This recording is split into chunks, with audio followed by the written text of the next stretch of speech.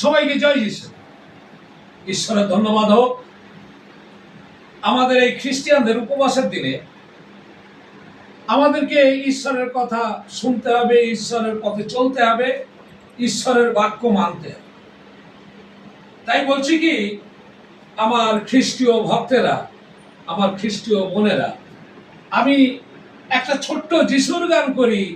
আর সেই গানটা প্রভুর চরণে করো আরাধনা, প্রভুর চরণে করো আরাধনা, করো সবে তার যিশু গুণগান, করো সবে তার যিশু গুণগান,